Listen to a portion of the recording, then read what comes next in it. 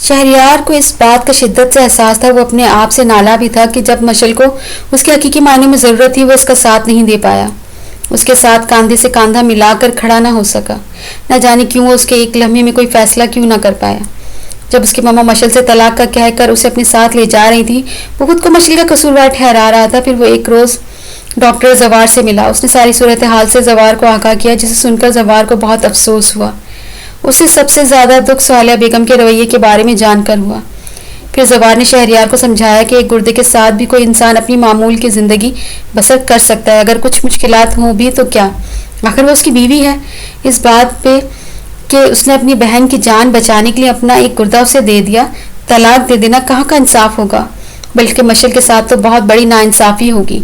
یہ سن کر شہریار نے زوار کو اس بات پر قائل کیا کہ وہی بات اس کی ماما کو سمجھائے، ہو سکتا ہے کہ اس کی ان باتوں سے ان کا دل نرم پڑ جائے، وہ مشل کو گھر لانے پر راضی ہو جائیں۔ آج اسی سلسلے میں وہ شہریار کے گھر آیا ہوا تھا۔ شہریار اور زوار دونوں صالحہ بیگم کے پاس ہال میں ہی بیٹھے ہوئے تھے جب زوار نے بات شروع کی۔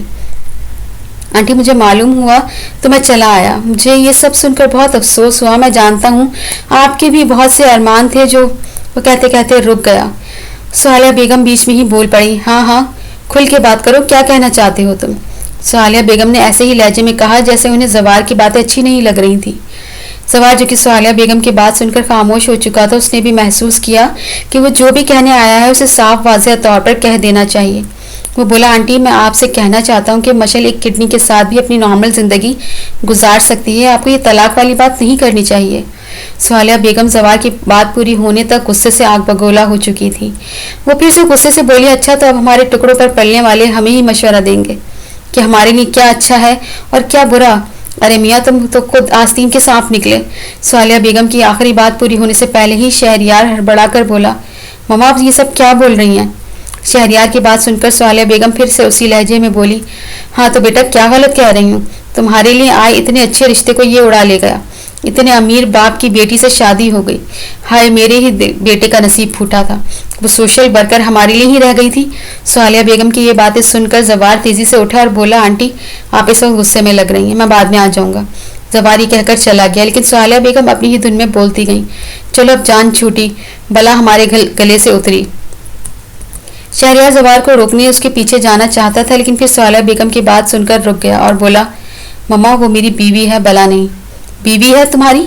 بیٹا خوب عزت کی اس نے تمہاری ماں کی، یوں بھری محفل میں اس نے تمہاری ماں کے منہ پر تماچا دے مارا اور تم کہہ رہے ہو بیوی ہے میری؟ مما اس نے وہی کیا جو ایک رشتے کو دوسرے رشتے کے لیے کرنا چاہیے تھا، اگر آپ اسے تماچا سمجھتی ہیں تو یہ آپ کی نادانی ہے۔ شہریار جیسے جذباتی ہو رہا تھا۔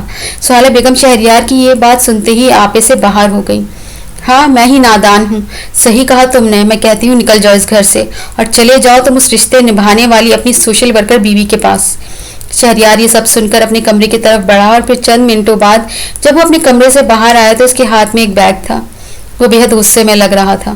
ماما آپ نے تو مجھے اس کے پاس جانے کے قابل بھی نہیں چھوڑا، یہ کہہ کر وہ اپنی ماما صالحہ بیگم کے پاس سے تیزی سے گزر کر باہر نکل گیا اور وہ بت بنی کھڑی اسے جاتا دیکھتی رہ گئی۔ رات کو جب سفیان غوری گھر آئے تو صالحہ بیگم نے رو رو کر اپنا برا حال بنا رکھا تھا۔ سفیان ہمارا بیٹا ہمیں چھوڑ کر چلا گیا، نہ جانے کس حال میں ہوگا، کہاں ہوگا اس وقت، وہ روتے ہوئے کہہ رہی تھی۔ صالحہ بیگم کی بات سن کر سفیان غوری بولے، صالحہ ضرور تم نے ہی اسے کچھ ایسی باتیں کی ہوں گی جس وجہ سے وہ گھر سے جانے پر مجبور ہوا ہے۔ سفیان کی بات مکمل ہوتی صالحہ بیگم نے کہا، ہاں میں مانتی ہوں میں نے باتیں کی تھیں، اس وقت میں غصے میں تھی، خاندان بھر کی عورتیں مجھے فون کر کے میرا مزہ اڑا رہی تھیں، کس کس کی باتیں نہیں سننی پڑ رہی مجھے، کبھی کوئی مجھے مبارکباد دینے لگتی ہے کہ ایک گردے والی بہو کو اب باقی عمر سنبھالتی رہنا۔ سفیان تم ہی بتاؤ ایسے میں کیا کرتی، اور ماؤں کی باتوں کا بھلا کوئی یوں برا مناتا ہے کیا؟ اچھا صبر کرو میں پتہ کرتا ہوں، اپنے دوست زوار کی طرف ہی ہوگا، سفیان غوری نے کہا اور ساتھ ہی زوار کو کال لگائی تو زوار کو خود بھی اس بات پر تعجب ہوا کہ شہریار گھر چھوڑ کر کہیں چلا گیا ہے۔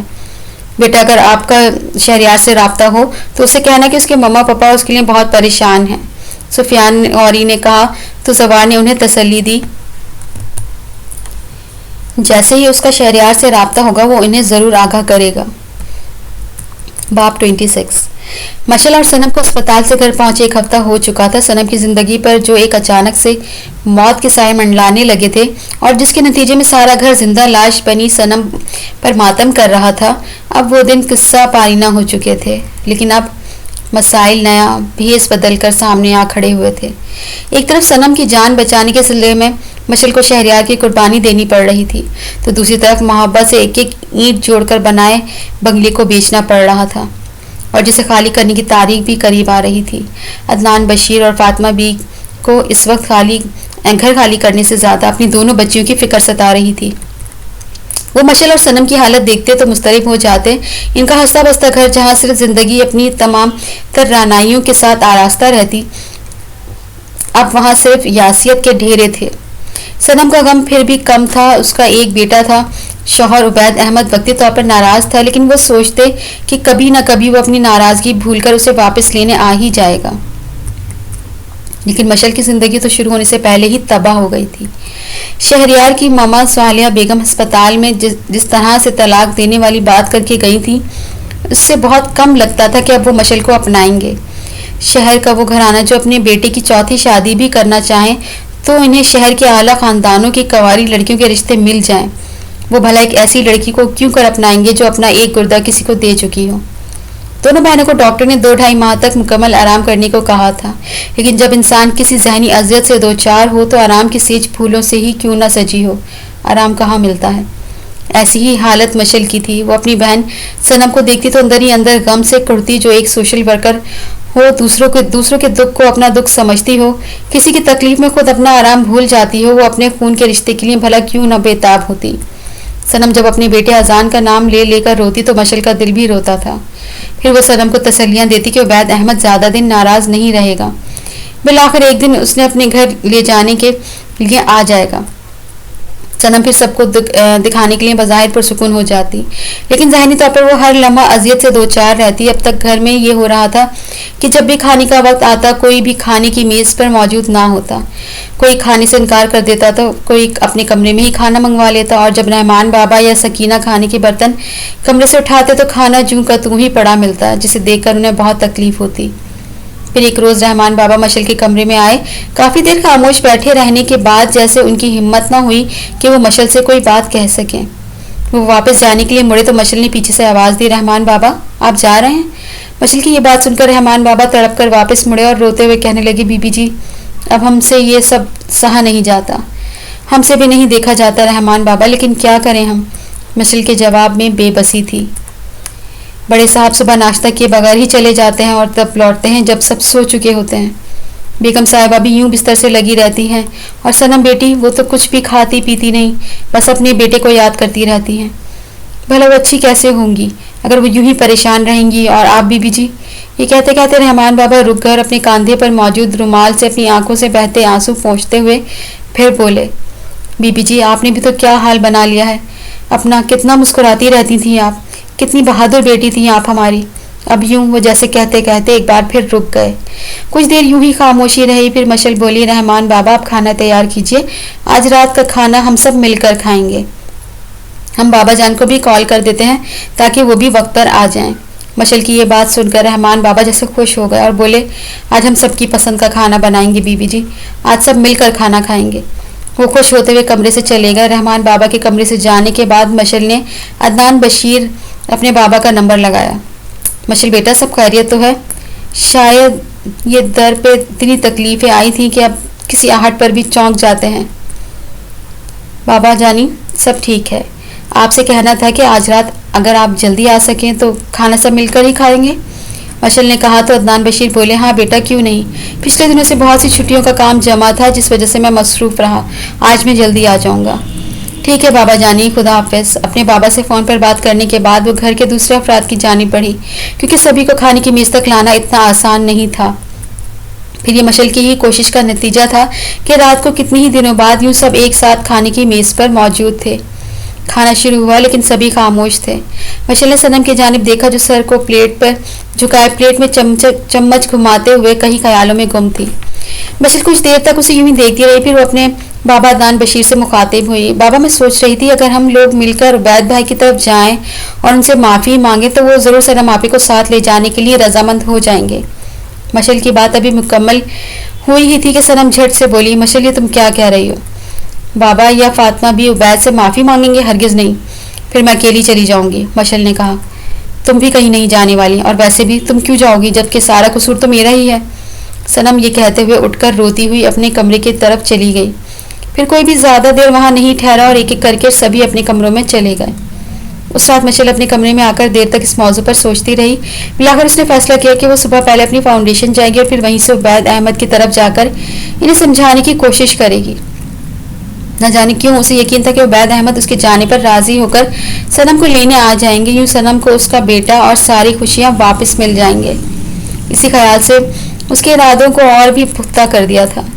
अगली सुबह वो तैयार होकर फाउंडेशन जाने के लिए घर से निकलने लगी तो फातिमा बी ने उसे देख लिया। वो उसे देखते ही बोली, मशल ये तुम इस हालत में कहाँ जा रही हो? फातिमा बी, बहुत देर हो गई, हम अपनी फाउंडेशन नहीं जा पाए, आज सोचा कुछ काम देखाऊं। मशल ने कहा तो फातिमा बी फौरन बोली, तुम अच्छी तरह से जानती हो कि तुम्हें आराम की ज़रूरत है और डॉक्टर ने भी मुकम्मल आराम करने को कहा है। अभी तुम्हें बहुत आराम की ज़रूरत है। मशल, तुम कहीं नहीं जा रही। फातिमा बी, सिर्फ आज एक ही दिन की तो बात है, फिर हम आराम कर लेंगे। मशल ने कहा तो यूं फातिमा बी को उसके आगे हथियार डालने ही पड़े। मशल फाउंडेशन पहुंची तो सब उसे यूं मिले जैसे कोई अपना बिछड़ जाने के बाद बहुत अरसे बाद मिलता है। फिर फाउंडेशन में काम करने वाले वर्कर्स ने मशल को एक खुशखबरी सुनाई कि एक सर्वे टीम का अमला उनकी फाउंडेशन के काम से बहुत मुतासिर हुआ है और यूँ लगता है मिस मशल के इस साल का अवार्ड आपको ही मिलने वाला है। फाउंडेशन के वर्कर्स ने अभी इसे मशल को मुबारकबाद देना शुरू कर दी थी, जैसे वो जानते थे कि इस साल का बेहतरीन वुमेन का अवार्ड मशल बशीर को ही मिलने वाला था। मशल ने उनकी मुबारकबाद पर सिर्फ इतना कहा कि सबसे बड़ा अवार्ड लोगों को उनकी तकलीफ़ों से निजात दिलाकर उनके चेहरे पर मुस्कुराहट लाने से ही मिल जाता है और इससे बड़ा अवार्ड मेरे लिए और कोई नहीं हो सकता। थोड़ी देर फाउंडेशन में रहकर उसने अपनी गैर मौजूदगी में होने वाले कामों की तफसीलात देखी और फिर वो गाड़ी लेकर उबैद अहमद के घर की तरफ बढ़ गई। मशल के फाउंडेशन के दफ्तर से उबैद अहमद के घर का फासला ज़्यादा नहीं था। थोड़ी ही देर में वो वहाँ पहुँच गई थी। एक नई तामीर शुदा हाउसिंग सोसाइटी में ही ये घर वाक़या था। घर के खास दरवाजे के सामने गाड़ी खड़ी करने के बाद गाड़ी से उतरकर उसने दरवाजे के साथ लगी घंटी बजाई। कुछ ही देर बाद दरवाज़ा खुला। मशल, तुम? आबदा आंटी, वो ये कहकर अपनी आंटी से लिपट गई तो आबदा के जैसे आंसू ही निकल आए थे। वो बोली, मशल, मैं बहुत शर्मिंदा हूँ बेटी, आप सबको जब मेरी ज़रूरत थी तब मुझे मेरे बेटे ने जाने से रोक दिया। मैं मजबूर माँ क्या करती। आबदा ने ये कहते हुए अपने आंसू पोंछे। हम समझते हैं आंटी, मशल ने कहा तो आबदा को कुछ महसूस करते हुए फौरन बोली, आओ मशल, अंदर आ जाओ। आंटी, उबैद भाई घर पर हैं? हाँ मशल, उबैद अजान के साथ अपने कमरे में ही है। फिर वो जैसे कुछ जज्बाती होकर बोली, बेटी अपनी आंटी को गलत मत समझना, मैंने तो हर मुमकिन कोशिश कर ली। उबैद बेटे को बहुत समझाया कि अब नाराज़गी छोड़ दे और मेरे साथ चलकर सनम को ले आए, लेकिन उस पर मेरी बातों का असर ही नहीं होता, उल्टा वो मुझसे भी नाराज़ रहने लगा है। आबदा ने जैसे बेबसी से अपने हाथ पे हाथ मलते हुए कहा, आप फिक्र न करें आंटी, सब अच्छा हो जाएगा। मशल ने आबदा आंटी की हालत को महसूस करते ही इन्हें तसल्ली देने के लिए कहा, आमीन। जाओ बेटी, तुम भी एक बार कोशिश करो, हो सकता है उबैद तुम्हारी ही बात मान ले। मैं तुम्हारे लिए कुछ खाने पीने का बंदोबस्त करती हूँ। आबदा ने कहा तो मशल उबैद अहमद के कमरे की जानिब बढ़ी और कमरे के पास पहुंचकर वो दरवाज़ा खुला देखकर दस्तक दिए बगैर ही सीधी अंदर चली गई। उबैद अहमद इस वक्त रोते हुए अजान को सुलाने की कोशिश कर रहा था। मशल, आप? मशल के कमरे में दाखिल होते उबैद अहमद के मुंह से हैरानगी से निकला। अजान मशल को देखकर तेजी से बेड से उतरा और मशल की जानिब दौड़ आया। मशल ने आगे बढ़कर अपनी जानिब आते अजान को उठाकर अपने सीने से लगा लिया। मशल, तुम्हें ऐसी हालत में घर से नहीं निकलना चाहिए था, अभी तुम्हें आराम की ज़रूरत है। उबैद अहमद ने अपनी नशिस्त से उठते हुए कहा। कैसी हालत? कहाँ का आराम उबैद भाई? ये कहते हुए मशल गमगीन दिखाई दे रही थी। मैं जानता हूँ आप सब लोगों पे इस वक्त क्या बीत रही है, लेकिन मशल तुम ही बताओ कि सनम माफ़ी के लायक है? कितना चाहा था मैंने उसे, कभी किसी चीज़ की कमी नहीं होने दी, और उसने वही किया जिससे मैंने उसे मना कर रखा था। खुद के साथ उसने बुरा किया ही, साथ तुम्हारी ज़िंदगी भी तबाह कर डाली, और मैं उसे माफ़ कर दूँ? हरगिज़ नहीं। आखिरी बात कहते हुए उबैद अहमद ने आज़र्दगी से चेहरा दूसरी जानिब फेर लिया। उबैद भाई, जो भी हुआ बहुत बुरा हुआ, लेकिन अब सनम आप ही अपने किए की सज़ा भुगत चुकी हैं, उसे माफ़ कर दें, उसे और सज़ा ना दें। مشل نے کہا اور پھر اس نے محسوس کیا کہ جیسے اس کے کاندھے سے لگا اذان سو چکا ہے۔ اس نے اذان کے چہرے کی جانب دیکھا، وہ سو چکا تھا۔ اس نے آگے بڑھ کر تیر سے اسے بستر پر لٹا دیا۔ عبید احمد نے اذان کی جانب دیکھا تو بولے، اتنے دنوں سے مسلسل روتا رہا تھا، نہ خود آرام کیا نہ ہمیں آرام کرنے دیا، اور اب دیکھو تمہارے کاندھے سے لگ کر کیسی میٹھی نیند سو گیا ہے۔ یہ تو بچہ ہے عبید بھائی، جیسے تیسے بہل ہی جاتا ہے۔ وہاں تو ایک ماں ہے، اس کا کیا حال ہو رہا ہوگا۔ کبھی خیال آئے تو لینے آ جائیے گا صنم آپی کو۔ صنم نے آخری بات ذرا وقفے کے بعد کہی۔ وہ پلٹ کر باہر نکلنے کے لیے دروازے کی جانب بڑھی، اور اس سے پہلے کہ وہ کمرے سے چلی جاتی عبید احمد پیچھے سے بولے، رکو مشل، میری بات تو سنتی جاؤ۔ مشل عبید احمد کی بات سن کر رکی، لیکن پلٹی نہیں۔ شاید اسے اپنے آنسو چھپائے رکھنا چاہتی تھی۔ پیچھے سے عبید احمد بولے، صنم سے کہنا وہ کل تیار ہے، میں اسے لینے آؤں گا۔ یہ سنتے ہی مشل پلٹی۔ اس کی آنکھوں میں اب خوشی کے آنسو تھے، اور اس نے ایک ہاتھ بڑھا کر اپنے آنسو پوچھے اور مسکراتے ہوئے بولی، شکریہ عبید بھائی۔ ارے پگلی، بہت آنسو بہا لیے، اب اور نہیں۔ عبید نے آگے بڑھ کر مشل کے سر پر ہاتھ رکھا اور اسے اپنے کاندھے سے لگا لیا۔ باب 27۔ عبید احمد کے گھر سے نکل کر مشل سیدھی اپنے گھر پہنچی۔ رحمان بابا نے بڑا آہنی دروازہ کھولا تو مشل گاڑی سیدھی کارپورچ میں لے گئی۔ رحمان بابا اب دروازہ بند کر کے پلٹ کر مشل کی گاڑی کی جانب ہی دیکھ رہے تھے۔ جب مشل گاڑی سے یوں تیزی سے کودی اور بھاگتی ہوئی ہال کی جانب بڑھی کہ یہ سب دیکھ کر رحمان بابا کی آنکھوں میں آنسو آ گئے۔ وہ ہمیشہ اپنی کسی کامیابی یا بڑی خوشی پر یوں ہی گھر پہنچنے پر گاڑی سے کودتی اور پھر خوشی سے چیختی چلاتی ہال میں داخل ہو جایا کرتی تھی۔ رحمان بابا نے اپنے کاندھے پر پڑے رومال سے آنسو پہنچے اور پھر وہ آہستہ آہستہ دوڑتے ہوئے ہال کی جانب بڑھ گئے۔ فاطمہ بی، صنم آپی، سکینہ، بابا جانی، طلحہ بھائی، مشل نے ہال میں پہنچ کر سبھی کو پکارنا شروع کر دیا تھا۔ اسی وقت رحمان بابا بھی ہال میں پہنچے۔ رحمان بابا، سب کو جلدی سے بلائیے۔ مشل نے رحمان بابا کو ہال میں داخل ہوتے ہی دیکھ کر کہا، ہاں ہاں بی بی جی، ہم ابھی سب کو بلاتے ہیں۔ رحمان بابا ایک بار پھر سے رومال سے آنسو پونچھتے ہوئے آہستہ آہستہ دوڑتے ہوئے فاطمہ بی کے کمرے کی جانب بڑھے۔ عبید احمد کے صنم کو معاف کر دینے اور اسے واپس گھر لے جانے کی مشل کو اس قدر خوشی ہو رہی تھی کہ وہ جسے پل بھر کو اپنا غم بھی بھول گئی تھی۔ پھر دیکھتے ہی دیکھتے سبھی ہال میں جمع ہونے لگے۔ صنم سب سے آخر میں ہال میں پہنچی۔ مشل، کیا ایسے حالات میں ہم کسی خوشخبری کی بھی توقع رکھ سکتے ہیں؟ فاطمہ بی نے ایک نظر صنم پر ڈالی اور پھر پوچھے ہوئے انداز میں کہا، بالکل فاطمہ بی، ایک ایسی ہی خوشخبری ہم اپنے ساتھ لے کر آئے ہیں۔ اللہ میاں نے ہماری سن لی ہے۔ پھر مشل نے جلدی سے وہ خوشخبری سب کو بتا دی۔ عبید بھائی کل صبح صنم آپی کو لینے آ رہے ہیں، یہ کہہ کر وہ خاموش ہو گئی، کیونکہ کسی کے چہرے پر بھی کوئی خوشی کے آثار دکھائی نہیں دے رہے تھے۔ وہ یوں ہی سراسیمہ کھڑی تھی جب صنم غصے سے بولی، مشل، میں نے کہا تھا کہ تم عبید احمد کی طرف نہیں جاؤ گی، پھر تم کیوں گئی وہاں؟ مشل صنم کی بات سن کر بھی خاموش رہی۔ مشل سے کوئی جواب نہ پا کر صنم اپنے کمرے کی جانب چلی گئی۔ صنم کے رویے سے مشل کو دکھ پہنچا اور وہ فاطمہ بی سے مخاطب ہوئی، فاطمہ بی، آپ ہی سمجھائیے صنم آپی کو، وہ اچھا نہیں کر رہی۔ مشل کی بات سن کر فاطمہ بی بولی، میں کچھ نہیں جانتی مشل، کیا اچھا ہے اور کیا برا۔ فاطمہ بھی اپنے گھٹنوں پر ہاتھ رکھ کر اٹھی اور بجھی بجھی سی اپنے کمرے کی جانب چلی گئی۔ مشل نے فاطمہ بی کو جاتے دیکھا تو اسے بہت دکھ ہوا۔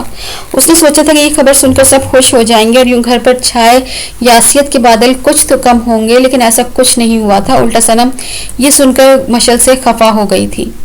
رحمان بابا، سکینہ نے مشل کو یوں پریشان دیکھا تو انہوں نے اسے تسلی دی اور کہا، صبح عبید احمد صنم بی بی جی کو لینے آئیں گے تو وہ خود سب کو سمجھا لیں گے۔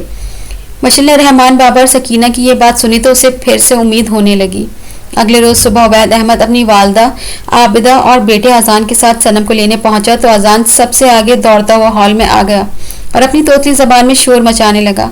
صنم نے کہیں اپنے کمرے میں اذان کی آواز سنی تو پہلے اس نے اسے اپنا وہم سمجھا، لیکن پھر مسلسل اذان کی آوازیں آتی سن کر وہ بھاگتی ہوئی ہال میں آئی تو عبید احمد نے اذان کو اٹھا رکھا تھا۔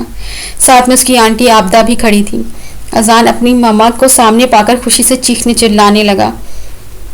عبید احمد نے اسے فوراً نیچے اتارا تو وہ دوڑتا ہوا صنم کے پاس جا پہنچا۔ صنم کی بھی ایسی حالت ہو رہی تھی جیسے کئی برسوں کی پیاسی ممتا نے آج اسے اپنے جگر کو دیکھا تھا۔ اس کی آنکھوں میں آنسو آ گئے تھے۔ اذان کو اٹھائے اس نے چومتے ہوئے اپنی باہوں میں بھر لیا۔ عابدہ آگے بڑھی، اس نے شفقت سے اپنا ہاتھ صنم کے سر پر رکھا تو پھر وہ دونوں روتے ہوئے ایک دوسرے سے لپٹ گئیں۔ اب سبھی گھر کے افراد ہال میں جمع یہ منظر دیکھ رہے تھے اور سبھی کی آنکھیں نم ہو گئی تھیں۔ عبید احمد صنم کے پاس آیا اور کہنے لگا، اذان تمہارے بغیر نہیں رہ سکتا صنم۔ صنم نے عبید احمد کی جانب دیکھا جیسے پوچھ رہی ہو، عبید کیا تم میرے بغیر رہ سکتے ہو؟ پھر اس کی بات کا جواب اسے عبید کی آنکھوں سے مل گیا. نہیں صنم, میں بھی تمہارے بغیر نہیں رہ سکتا. صنم پھر ایک طرف خاموش کھڑی مشل کی جانب بڑھی. مشل, مجھے معاف کر دو, میں بہت غصے میں تھی جو تمہیں سمجھ نہ سکی. صنم نے کہا تو مشل بولی, آپ ہی اپنے سے کیسی معافی, آپ اپنے گھر میں خوش رہیں, ہمارے لیے اس سے بڑھ کر کوئی خوشی نہیں ہو سکتی. بابا جانی کے بعد تم گھر میں سب سے زیادہ ہمت والی ہو مشل, صنم نے مشل کی تعریف کرتے ہوئے کہا. اب سب کو طلحہ اور عدنان بشیر کا انتظار تھا. طلحہ تو اسکول گیا تھا جبکہ عدنان بشیر اپنے دفتر میں تھے. پھر شام کو سبھی کے اکٹھے ہونے پر صنم سب سے رخصت لے کر اپنے گھر چلی گئی. رات کو جب مشل اپنے کمرے میں تھی, نہ جانے کیوں آج اس کا دل شہریار سے بات کرنے کو چاہ رہا تھا. اس کا دل چاہ رہا تھا کہ وہ یہ خوشخبری شہریار کو بھی بتائے کہ صنم آپی اپنے گھر ہنسی خوشی واپس پہنچ گئی ہیں. ایک دو بار اس نے شہریار کا نمبر ڈائل بھی کیا, لیکن پھر بیل جانے سے پہلے ہی اس کا ارادہ بدل جاتا اور وہ کال کاٹ دیتی. پھر اس کے دل میں شہریار کے لیے نفرت ابھرنے لگی. اس کی نگاہوں کے سامنے وہ منظر پھر سے ابھرنے لگا جب صالحہ بیگم مشل کے کاغذات پر دستخط کرنے پر شہریار کو اپنے ساتھ لے جا رہی تھی. اور اس نے ایک بار بھی رک کر اپنی مما کو سمجھانے کی کوشش نہیں کی تھی. وہ چاہتا تو رک کر مشل کا ساتھ دیتا, لیکن اس نے ایسا نہیں کیا. یہ سوچتے ہوئے اس کے دل میں شہریار کے لیے نفرت اور بھی شدید ہونے لگی تھی, اور نہ چاہتے ہوئے بھی اس کی آنکھیں برسنے لگی تھی. ایسے ہی بہتے آنسوؤں کے ساتھ اس نے سوچا وہ ایک بار شہریار سے ضرور پوچھے گی کہ یہ تم ہی تھے شہریار جسے اپنے جرم عشق پر ناز تھا. باب 28. اگلی صبح جب عدنان بشیر اپنے دفتر چلے گئے اور طلحہ بھی اسکول جا چکا تھا, یوں گھر پر صرف فاطمہ بھی اور مشل ہی تھی. جب 11 بجے کے قریب صالحہ بیگم غصے سے پیر پٹکتی ہال میں داخل ہوئی. وہ ہال میں داخل ہوتے ہی غصے سے چلاتے ہوئے شہریار کو پکارنے لگی. شہریار بیٹا باہر آؤ, تمہاری مما آئی ہیں. فاطمہ بی نے جب یہ آواز سنی تو وہ فوراً اپنے کمرے سے ہال میں پہنچی, اور پھر صالحہ بیگم کو یوں شہریار کو پکارتے دیکھا تو ان کا دل جیسے دھک سے رہ گیا. فاطمہ بی کے ہال میں پہنچتے ہی صالحہ بیگم ان کے قریب آ کر بولی, کہاں ہے میرا بیٹا شہریار؟ فاطمہ بی نے یہ سوال سنا تو وہ تعجب سے بولی, شہریار سے ہمارا کوئی رابطہ نہیں بہن, آپ ادھر تشریف رکھیں. انہوں نے صالحہ بیگم کو بیٹھنے کے لیے کہا. بڑی اچھی طرح سے سمجھ چکی ہوں میں تم جیسے لوگوں کو, اور میں یہاں کوئی بیٹھنے نہیں آئی. صالحہ بیگم یہ کہہ کر پھر سے شہریار کو پکارنے لگی, جیسے اسے یقین تھا کہ شہریار انہی کے گھر ٹھہرا ہوا ہے. یہ دیکھ کر فاطمہ بھی پھر سے بولی, صالحہ بہن میں نے کہا نا شہریار کے بارے میں ہمیں کچھ نہیں جانتے, تو وہ یہاں کیسے ہو سکتا ہے؟ فاطمہ بی کی بات سنتے ہی صالحہ بیگم پھر سے غصے میں چیختے ہوئے بولی, کہاں ہے تمہاری وہ سوشل ورکر بیٹی؟ بلاؤ اسے, میں خود پوچھ لیتی ہوں کہ اس کا واسطہ ہے کہ نہیں میرے بیٹے سے. یہ سنتے ہی فاطمہ بھی جیسے التجا بھرے انداز میں بولی, آہستہ بولو بہن, میری بیٹی کی ابھی طبیعت ٹھیک نہیں, ڈاکٹر نے اسے آرام کرنے کا بولا ہے. اس نے کہیں یہ سب سن لیا؟ فاطمہ بھی جیسے کہتے کہتے رک گئی. این اسی وقت جب فاطمہ بھی یہ الفاظ ادا کر رہی تھی, اوپر اپنے کمرے سے مشل بھی شور سن کر نیچے آ رہی تھی. لیکن پھر فاطمہ بھی کی بات سن کر وہ وہیں اوپر سیڑھیوں کے پہلے سرے پر رک گئی. وہ فاطمہ بھی کو اور دکھی نہیں کرنا چاہتی تھی, لیکن صالحہ بیگم تو آج کسی اور ہی ارادے سے آئی ہوئی لگتی تھی. اب اسے وہاں کھڑے صالحہ بیگم کی باتیں صاف سنائی دے رہی تھی. وہ اپنے سے بلند آواز میں بول رہی تھی, خوب, بہت خوب, تمہیں اپنی بیٹی کی بہت فکر ہے, اور میرا بیٹا جو کئی ہفتوں سے گھر نہیں پہنچا, مجھ پر کیا گزر رہی ہے تم نہیں جانتی. تم جیسے لوگ اپنی بیٹیوں کو گھر سے باہر یوں کام کرنے کے لیے اسی لیے بھیجتے ہیں تاکہ وہ شہر کی کسی امیر زادے کو پھانس لیں اور پھر باقی ساری زندگی تمہاری عیش میں گزرے. صالحہ بیگم کی یہ بات سن کر مشل سیڑھیوں پر جیسے لڑکھڑا سی گئی. وہ دیوار کا سہارا لے کر یوں کھڑی ہو گئی کہ کچھ باتیں تیر سے بھی زیادہ گھاؤ لگاتی ہیں, اور ایسے ہی گھاؤ صالحہ بیگم کی باتیں سن کر اس کے وجود کو چھلنی کر رہے تھے. تم لوگوں کو پیسہ چاہیے, بولو کتنا پیسہ چاہیے تم لوگوں کو؟ 1 کروڑ, 2 کروڑ, 4 کروڑ, لیکن میرے بیٹے کا پیچھا چھوڑ دو. یہ کہتے ہوئے صالحہ بیگم کے چہرے سے گھمنڈ اور غرور ٹپک رہا تھا, جبکہ مشل کا یہ سن کر دل چاہ رہا تھا کہ زمین پھٹے اور وہ اس میں سما جائے. ایسے ہی حالت فاطمہ بی کی تھی. وہ روتے ہوئے کہہ رہی تھی, ارے بہن بس کرو, خدا کے لیے بس کر دو, اب اور کچھ مت کہنا. پھر وہ ہاتھ جوڑتے ہوئے بولی, میرا رب جانتا ہے میں سچ کہہ رہی ہوں, ہم شہریار کے بارے میں کچھ نہیں جانتے. رہنے دو یہ مگر مچ کے آنسو, کسی اور کو دکھانا. تم صالحہ بیگم کو ابھی جانتی نہیں ہو. اگر تم لوگوں نے میرے بیٹے کا پیچھا نہ چھوڑا تو مجھ سے برا کوئی نہیں ہوگا. یہ دھمکی آمیز الفاظ کہہ کر صالحہ بیگم جیسے آئی تھی ویسے ہی غصے سے پیر پٹکتی باہر کی جانب چلی گئی. صالحہ بیگم کے جاتے ہی فاطمہ بھی اپنا آنسو سے تر چہرہ صاف کرتے ہوئے سیڑھیوں کی جانب دیکھنے لگی کہ کہیں مشل نے یہ باتیں سن نہ لی ہوں. پھر تسلی ہو جانے پر کہ مشل نے یہ باتیں نہیں سنی وہ اپنے کمرے کی جانب چلی گئی۔ مشل بھی بھاری ہوتے قدموں کے ساتھ اپنے کمرے تک پہنچی تو وہ شدید ذہنی اذیت سے دو چار لگ رہی تھی۔ تم جیسے لوگ اپنی بیٹیوں کو گھر سے باہر اسی لیے بھیجتے ہیں تاکہ وہ شہر کے کسی امیر زادے کو پھانس لیں اور پھر باقی ساری زندگی تمہاری عیش میں گزرے۔ کمرے میں پہنچ کر ابھی بھی اس کے ذہن میں صالحہ بیگم کی کئی باتیں گونج رہی تھیں۔ وہ اپنے سر کو دونوں ہاتھوں سے تھامے بستر پر جیسے ڈھہ سی گئی۔ تم لوگوں کو پیسہ چاہیے، بولو کتنا پیسہ چاہیے تم لوگوں کو؟ 1 کروڑ، 2 کروڑ، 4 کروڑ، لیکن میرے بیٹے کا پیچھا چھوڑ دو۔ اگر تم لوگوں نے میرے بیٹے کا پیچھا نہ چھوڑا تو پھر مجھ سے برا کوئی نہیں ہوگا۔ صالحہ بیگم کی یہ الفاظ کسی تیز دھار آلے کی طرح اسے اپنا وجود کاٹتے محسوس ہو رہے تھے۔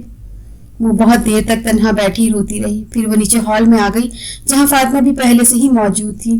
مشل ادھر بیٹھو۔ فاطمہ بھی نے مشل کو آتے دیکھا تو کہا۔ مشل نے فاطمہ بھی کے قریب آتے ہی ان کے چہرے کی جانب دیکھا، کیسے کمال مہارت سے وہ اپنے زخموں کو چھپا رہی تھی۔ مشل فاطمہ بھی کے قریب بیٹھ گئی۔ فاطمہ بھی پھر سے بولی، مشل تمہاری فاؤنڈیشن کیسی چل رہی ہے؟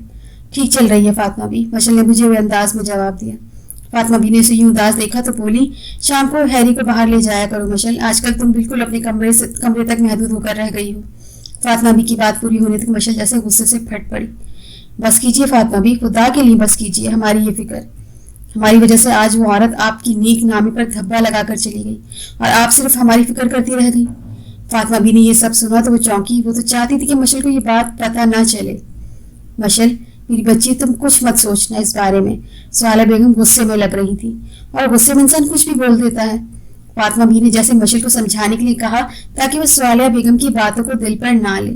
فاطمہ بھی، ہم نے فیصلہ کیا ہے، ہم خود ہی شہریار سے رشتہ ختم کر دیں گے، ہم اس سے طلاق لے لیں گے۔ یہ کہہ کر مشل اٹھی اور فاطمہ بھی حیران ہو کر بولی، یہ کیا کہہ رہی ہو مشل؟ ابھی وہ اسی حیرانی میں مبتلا تھی کہ جب مشل اٹھتے ہی چکرا کر نیچے گری۔ مشل! فاطمہ بھی چیختی ہوئی مشل پر جھکی اور چلانے لگی، ارے کوئی پانی لاؤ۔ سکینہ فوراً دوڑتی ہوئی پانی لے کر آئی۔ سکینہ کے ہاتھ سے پانی لے کر فاطمہ بھی نے چند قطرے مشل کے منہ میں ٹپکائے، لیکن تب تک وہ ہوش میں آ چکی تھی اور اب ایک ہاتھ اپنے شکم پر رکھے شدید درد سے کر رہی تھی۔ فاطمہ بھی، ہمیں پیٹ میں بہت درد ہو رہا ہے، مشل تکلیف میں کہہ رہی تھی۔ ہائے میری بچی کو کیا ہو گیا؟ یہ کہتے ہوئے فاطمہ بھی نے جلدی سے سکینہ کے ساتھ مل کر مشل کو صوفے پر لٹایا، پھر وہ ڈاکٹر زوار کو کال کرنے لگی۔ عدنان بشیر اس وقت اپنے دفتر میں تھے، یہی وجہ تھی کہ زوار کو کال کرنے کے بعد فاطمہ بھی نے عدنان بشیر کو بھی کال کر دی تھی۔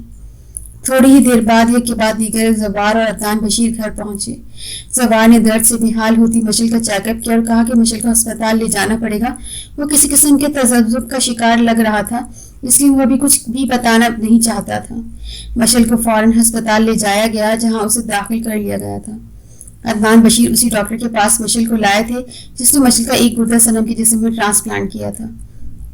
ڈاکٹر نے انہیں بتایا کہ مشل کی ایسی حالت گردے میں انفیکشن آ جانے کی وجہ سے ہوئی ہے، اور اس کی وجہ وہ خود ہے، کیونکہ اس نے مشل کو چند ہفتے مکمل آرام کرنے کی تلقین کی تھی۔ پھر ڈاکٹر نے ایک اور بری خبر سنائی کہ وہ ڈائلسس تو کر دیں گے جس سے مشل کی طبیعت چند روز سنبھل جائے گی، لیکن انہیں بالآخر مشل کی جان بچانے کے لیے ایک گردہ ٹرانسپلانٹ کروانا ہی پڑے گا۔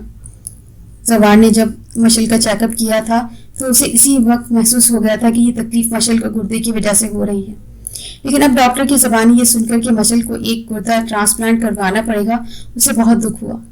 اس نے مشل کی ایسی حالت سے شہریار کو مطلع کرنے کے لیے فوراً کال کی، لیکن شہریار کا نمبر بند ملا۔ اسی رات مشل کو ڈائلسس جیسے تکلیف دہ عمل سے گزرنا پڑا۔ یہ اسے چند روز صحت تو مل گئی، لیکن عدنان بشیر اور زوار جانتے تھے کہ مشل کی یہ جان بچانے کے لیے ایک گردہ ٹرانسپلانٹ کروانا ہی پڑے گا، جس کے لیے انہوں نے اپنے طور پر بھرپور کوشش شروع کر دی تھی۔ عدنان بشیر مشل کو ڈائلسس سے اگلے ہی روز گھر لے آئے تھے۔ تھوڑی بہت رقم جو گھر بیچنے کی صورت میں ابھی ملنا باقی تھی، عدنان بشیر وہ رقم بھی لے ہی چکے تھے، جو کہ ڈائلسس جیسے مہنگے طریقہ علاج اور ادویات پر خرچ ہو رہی تھی۔ مشل گزرے 2 ہی دنوں میں جیسے سوکھ کر کانٹا ہو گئی تھی، اسے جو بھی دیکھتا پہچان ہی نہ پاتا۔ عدنان بشیر مشل کی حالت کو لے کر جو کچھ بھی جانتے تھے وہ انہوں نے فاطمہ بھی سے مخفی ہی رکھا تھا تاکہ وہ زیادہ پریشان نہ ہو۔ دفتر سے واپسی پر وہ روز مشل کے لیے اس کے پسند کے پھل لے کر آتے اور پھر اس کے پاس بیٹھ کر بہت دیر تک اس سے باتیں کرتے۔ ایسے ایک روز مشل کے پاس موجود تھے اور خود اسے پھل کاٹ کر کھلا رہے تھے جب دفعتاً مشل نے کہا، بابا ہمیں لگتا ہے ہم مرنے والے ہیں۔ عدنان بشیر مشل کی یہ بات سن کر رو ہی دیتے، لیکن پھر مسکرانے کی کوشش کرتے ہوئے انہوں نے مشل کے چہرے کو اپنے ہاتھوں میں لے کر اس کی پیشانی پر بوسہ دیا اور بولے، ہماری اتنی بہادر بچی کو یہ خیال کیسے آیا؟ کیونکہ پاپا جانی آپ ہم سے بہت سی باتیں چھپا رہے ہیں۔ مشل نے کہا، ارے نہیں بیٹا، ایسی کوئی بات نہیں، دیکھو آپ نے تو اپنی آپ ہی کی جان بچائی تھی، پھر آپ کو کیسے کچھ ہو سکتا ہے؟ عدنان بشیر مشل کو تسلی دے رہے تھے، لیکن وہ دلی طور پر مشل کی یہ باتیں سن کر بہت خوفزدہ ہو گئے تھے۔ اگلے ہی روز انہیں گھر خالی کرنے کا نوٹس ملا تو یہ بات انہوں نے فاطمہ بی کو بتائی اور انہیں کہا کہ وہ شام تک گھر خالی کر دیں گے۔ انہوں نے چند روز پہلے سے ہی کہیں ایک فلیٹ کرائے پر لے رکھا تھا، کیونکہ وہ جانتے تھے کہ انہیں کسی بھی روز گھر خالی کرنا پڑ سکتا تھا۔ رحمان بابا اور سکینہ کو جب گھر خالی کرنے والی بات پتہ چلی تو وہ بچوں کی طرح روتے عدنان بشیر اور فاطمہ بی کے پاس آئے۔ صاحب یہ ہم کیا سن رہے ہیں؟ رحمان بابا نے اپنے آنسو پوچھتے ہوئے کہا، رحمان بابا زندگی میں اچھے اور برے دن تو آتے ہی رہتے ہیں، اب ہم آپ لوگوں کو کہاں سے کھلائیں گے جب کہ ہم خود کرائے پر جا رہے ہیں؟ عدنان بشیر کی یہ بات سنتے ہی رحمان بابا بلند آواز میں رونے لگے اور بولے، صاحب ہمیں اپنے سے جدا نہ کرو، ہم روکھی سوکھی کھا کر جیسے تیسے بھی گزارا کر لیں گے، لیکن ہم آپ کو نہیں چھوڑیں گے۔ رحمان بابا کی بیگم سکینہ کے بھی یہی الفاظ تھے۔ پھر کچھ دیر خاموش رہ کر عدنان بشیر بولے، رحمان بابا ہم آپ کو حالات اچھے ہوتے ہی پھر اپنے پاس بلا لیں گے، فی الحال آپ گاؤں واپس لوٹ جائیں، ہم نے آپ کی ٹرین کی ٹکٹس کا بندوبست کر دیا ہے۔ بیچارے رحمان بابا اور سکینہ اور کیا کہتے، یہ بات سن کر رو دھو کر خاموش ہو گئے۔ گھر کا سارا سامان دو بڑی بڑی گاڑیوں میں لادا جا رہا تھا۔ سبھی کے لیے گھر خالی کرنا جہاں وہ برسوں سے رہ رہے تھے قیامت سے کم نہیں تھا، لیکن یہ قیامت ان پر واقع ہو رہی تھی۔ طلحہ کا تو رو رو کر برا حال ہو رہا تھا، لیکن مشل اسے بہلانے کی کوشش کر رہی تھی کہ وہ صرف چند روز کے لیے نئے گھر میں جا رہے ہیں، وہ پھر سے اس گھر میں لوٹ آئیں گے۔ لیکن طلحہ کوئی بچہ نہیں تھا کہ وہ اس بات کو نہ سمجھتا کہ وہ اب اس گھر میں کبھی واپس نہیں آئیں گے۔ اور مشل کے لیے بھی اس گھر سے جڑی یادوں سے پیچھا چھڑانا کہاں آسان تھا۔ وہ ایک جانب تنہا کھڑی ایک بار سارے گھر کو یوں حسرت بھری نگاہوں سے دیکھ رہی تھی۔ اس کا بچپن سامنے لان میں لگے جھولوں پر جھولا جھولتے گزرا تھا۔ امنتا اس کے درختوں کی قطار جو اس نے اپنے ہاتھوں سے لگائی تھی، اب وہ درخت زرد پھولوں سے لدے جھوم رہے تھے۔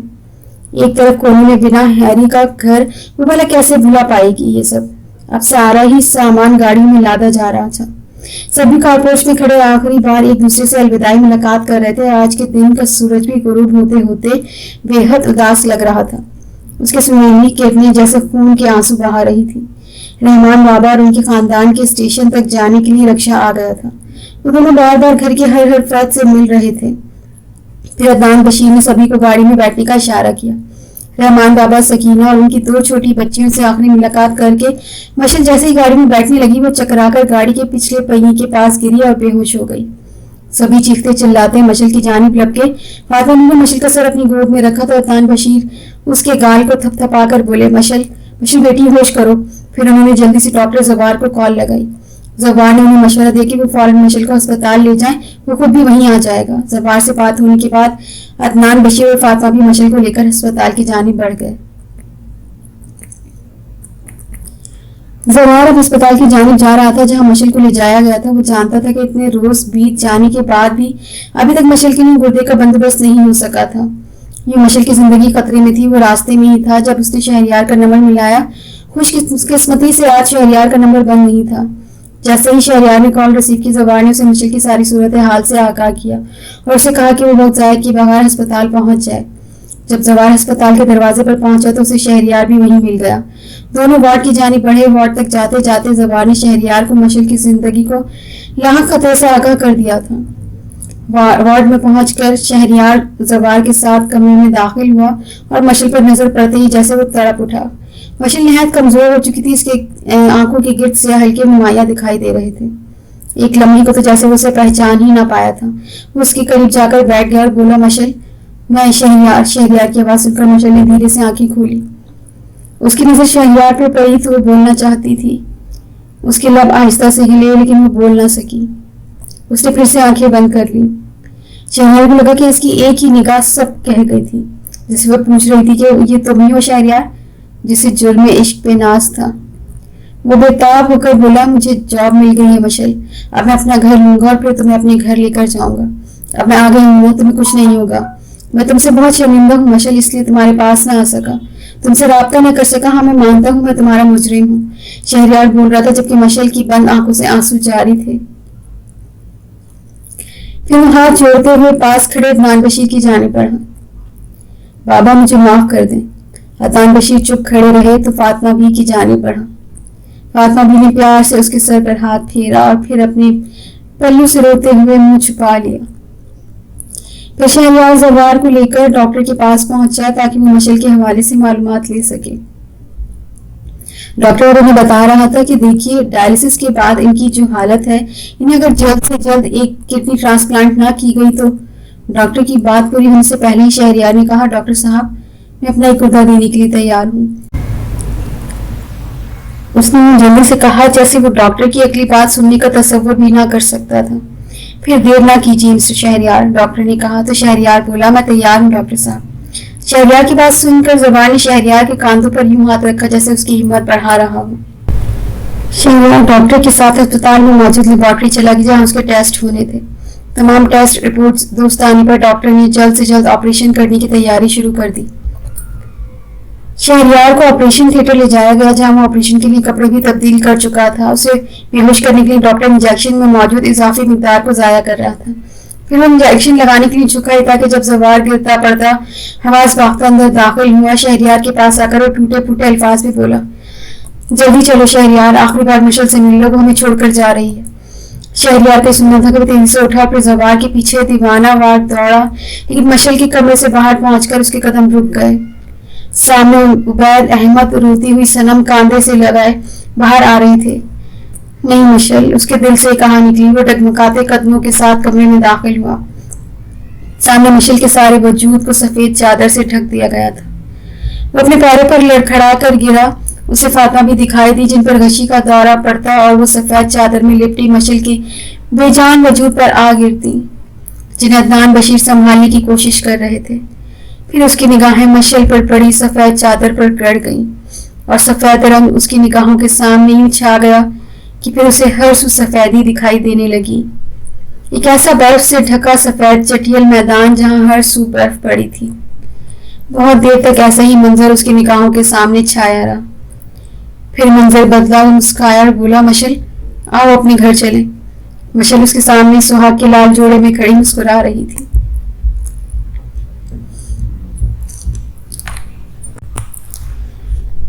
وہ مشل کی جانب بڑھا لیکن یہ دیکھ کر اس کا رنگ فک ہو گیا کہ مشل اس سے دور جا رہی تھی. دیکھتے دیکھتے وہ اس سے اتنا دور چلی گئی کہ اس کی نگاہوں سے اوجھل ہو گئی. یہ دیکھ کر وہ بےتاب ہو کر بچوں کی طرح رونے لگا. ایک ہاتھ آگے بڑھا کر اسی سمت دوڑنے لگا جس سمت اس نے مشل کو نظروں کے سامنے سے اوجھل ہوتے دیکھا تھا. اس کا ہاتھ بڑھا ہوا تھا. اس کے پاپا سفیان غوری نے تھام لیا جو پورے ایک ہفتے بعد قوم میں سے باہر آیا تھا. اس نے اپنے ارد گرد دیکھا تو یہ وہ منظر نہیں تھا. وہ پاگلوں جیسے چیخنے چلانے لگا. یہ دیکھ کر اس کی مما صالح بیگم پھوٹ پھوٹ کر رونے لگی. جب سفیان غوری نے ڈاکٹر کو بلانے بھاگے شاید اس لیے کہ ان کے بیٹے نے تو اپنا سب کچھ کھو دیا تھا, اب کہیں وہ اپنا جہان نہ کھو دے.